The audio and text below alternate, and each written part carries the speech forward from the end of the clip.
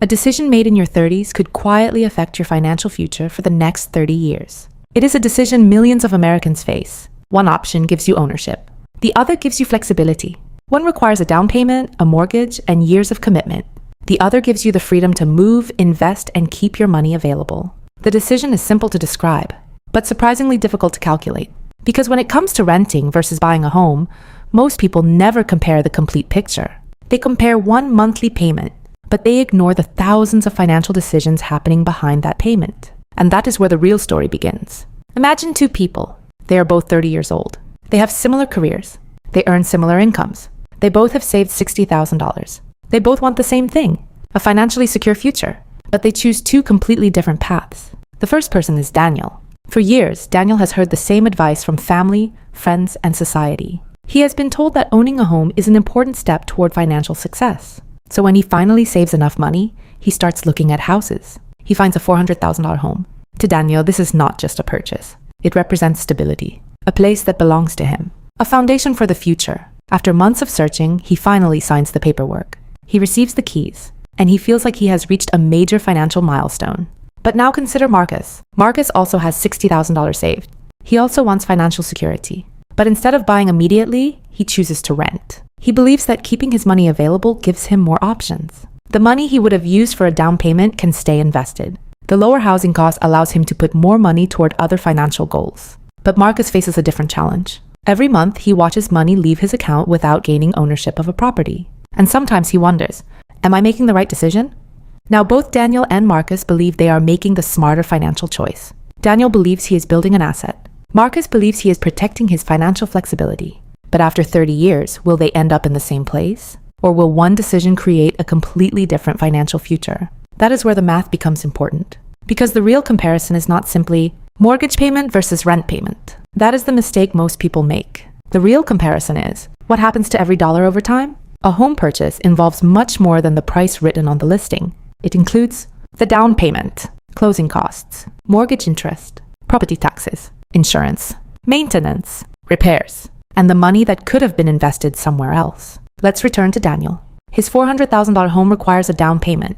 He decides to put $40,000 down. Another portion of his savings goes toward closing costs and keeping an emergency fund. He now owns a property, but a large amount of his money is tied to one asset.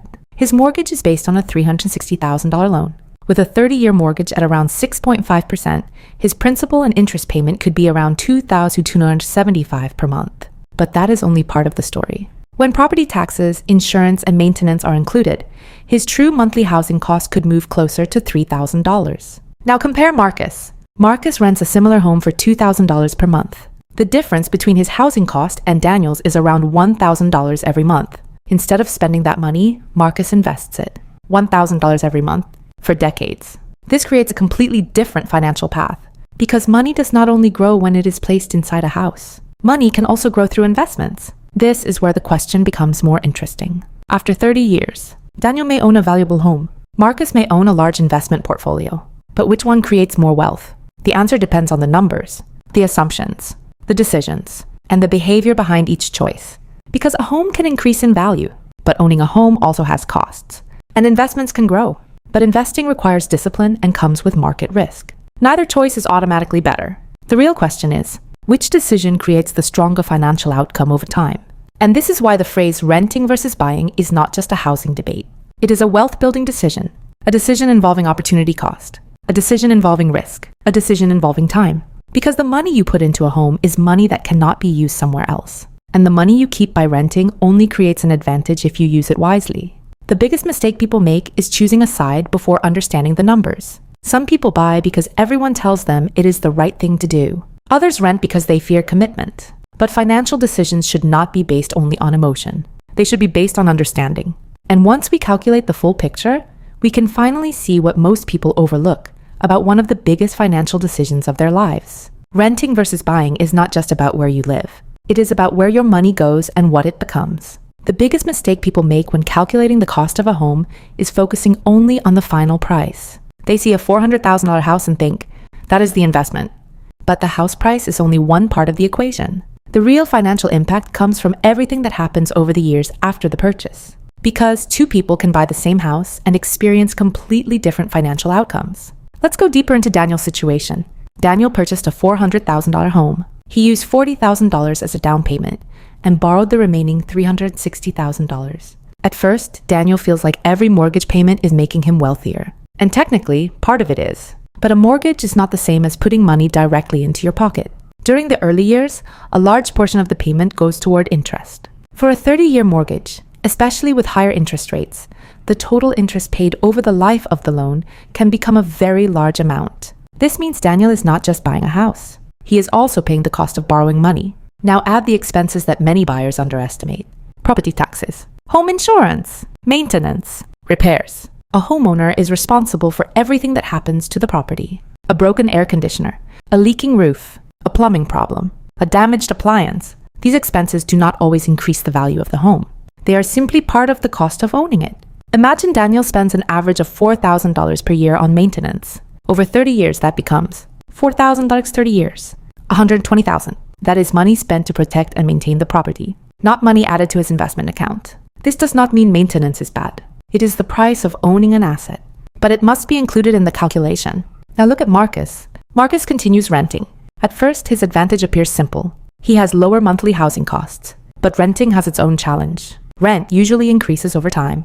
A person renting today for $2,000 per month may not pay the same amount 10 or 20 years from now. Inflation, demand, and housing supply can push rental prices higher. So the real question is not, is renting cheaper forever? The question is, what does the renter do with the financial difference? This is where opportunity cost becomes one of the most important ideas in the entire comparison. Opportunity cost means choosing one option, means giving up another option. When Daniel puts $40,000 into a down payment, that money is no longer available for other investments. When Marcus keeps that money invested, he gives up the ownership of a home but gains the opportunity for his money to grow elsewhere. Let's look at a simple example. Imagine Marcus invests the $40,000 he did not use as a down payment. Then he adds $1,000 every month from the difference between his renting costs and Daniel's ownership costs. Over 30 years, initial investment, $40,000. Monthly investment, $1,000. Total contributions, $400,000. Assuming a hypothetical 7% annual return, that money could potentially grow to well over $1 million. Again, investment returns are not guaranteed. Markets rise and fall. But the example shows the power of allowing money to compound over a long period. Now compare Daniel's home. If the $400,000 house grows at an average of 3% per year for 30 years, it could potentially be worth around $970,000. That sounds like a huge increase. And it is. But the calculation cannot stop there. Because Daniel did not simply buy a $400,000 asset and wait. He paid interest. He paid taxes. He paid insurance. He paid maintenance. The question is not, how much is the house worth? The question is, how much wealth did the entire decision create after all costs were included? This is why the math behind housing is more complicated than most conversations make it seem. A homeowner can build wealth, but a renter can also build wealth. The difference is what happens with the money. A homeowner who buys responsibly and continues investing can create a powerful financial position. A renter who spends every extra dollar gains no long-term advantage. This reveals an important principle. Financial decisions are not powerful by themselves. The behavior behind them is what creates the outcome. A house does not create wealth automatically. A stock portfolio does not create wealth automatically. The person making the decisions matters. There is also a psychological advantage to owning. A mortgage creates forced discipline. Every month, money goes toward ownership. For someone who struggles to save or invest consistently, this can be extremely valuable. 30 years later, that person may own a fully paid-off home. And entering retirement with lower housing costs can provide significant security. But there is also a psychological advantage to renting. Flexibility. A renter may be able to move for a better career opportunity. They may avoid major repair expenses. They may keep money available for other investments. They may have the ability to take financial risks that a homeowner cannot. So the real debate is not, is renting better? Or, is buying better? The deeper question is, which option allows you to build more assets, maintain financial stability, and create more opportunities over time? Because the house is only one piece of the wealth equation. But there is still one final part of the calculation. Even after comparing the numbers, there is a bigger question. When does buying actually become the smarter financial choice? And when does renting provide a hidden advantage that most people overlook? Because the answer depends on more than mathematics. It depends on your goals, your timeline, and the life you are trying to build. And that is where the final decision framework begins. After looking at the numbers, one thing becomes clear. The question is not simply, Should you rent or should you buy? The better question is, which choice gives your money the best chance to create the future you want? Because a house is not automatically wealth, and renting is not automatically failure. The outcome depends on the decisions surrounding the choice. For someone like Daniel, buying a home can make sense. He plans to stay in the same location for many years. He has stable income. He can comfortably afford the full cost of ownership. He still has money left to invest after paying his mortgage. For him, the home becomes part of a larger financial system. He is not just buying a house. He is building stability. Over time, his mortgage balance decreases. His ownership increases. And if the property appreciates, he benefits from the growth of that asset. But now imagine someone in a different situation. Someone who is 28 years old. They are early in their career. They are unsure where they will live in 5 years. They may have opportunities in different cities. They have some savings, but buying a home would use almost everything they have. For this person, buying could create a financial problem. A mortgage may limit their ability to invest. A large home expense may prevent them from building other assets. The house may become valuable, but their overall financial life may become less flexible. For them, renting may be the smarter decision. This is where many people make the mistake. They look for one universal answer. They want someone to say, buying is always better, or renting is always better. But personal finance rarely works that way. The right decision depends on the numbers behind your life. So how do you actually decide? There are 4 important questions. Question 1, how long will you stay? Time is one of the biggest factors. Buying a home involves costs when you purchase and when you sell. Closing costs, moving expenses, potential real estate fees, repairs. Because of this, buying usually becomes more attractive when someone plans to stay for many years. The longer you own, the more time you have to benefit from ownership. But if you may move soon, renting can protect you from being locked into a decision that no longer fits your life. Question 2. Can you afford the complete cost of ownership?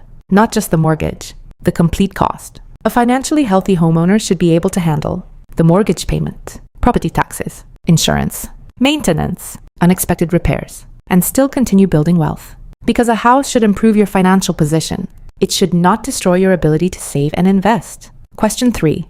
What happens to the money you do not spend? This is the question that separates successful renters from unsuccessful renters. If someone rents and saves the difference but never invests it, they lose the advantage. The money disappears. But if someone rents and uses the extra cash to build assets, the result can be completely different. The money could go toward a 401k, an IRA, a diversified investment portfolio, a business, education, skills that increase income. The advantage of renting is not renting itself. The advantage is what you do with the flexibility it provides. Question 4. Does this decision increase your future options? This is how financially successful people think. They do not only ask, can I afford this? They ask, will this decision give me more freedom later? A home purchase that leaves someone with no savings and no investments may not create freedom. A rental situation that allows someone to build wealth and increase income may create more freedom. The real math behind renting and buying reveals something deeper about wealth. Wealth is not created by owning the thing that looks impressive. It is created by making decisions that increase your future choices. Someone can live in a large house and still struggle financially. Someone can rent a simple apartment and quietly build a strong financial foundation. The difference is not what people see. The difference is what is happening behind the scenes. So what is the final answer? Buying a home can be a powerful wealth building tool. It can provide stability. It can create equity. It can protect against future housing uncertainty, but only when it fits your financial situation. Renting can also be a smart financial decision, especially when it gives you flexibility and allows you to invest, grow your income, and build other assets. The biggest mistake is not choosing the wrong side. The biggest mistake is making one of the largest financial decisions of your life without understanding the trade-offs. Because every dollar has a job. Money used for a home cannot be invested somewhere else. Money saved through renting only creates value if you give it a purpose. Every choice creates a different future. The real math behind renting versus buying is not about finding a winner. It is about understanding what your money can become. A home is not just a roof. A rental is not just a monthly payment. Both are financial decisions. And the people who build lasting wealth are the ones who stop asking, what does everyone else do? And start asking, what decision creates the strongest future for me? If this documentary changed the way you think about renting and buying, consider subscribing for more videos exploring the psychology, calculations, and strategies behind building wealth. And share your thoughts. Do you believe buying a home is still the best path to building wealth, or can renting and investing create a stronger financial future?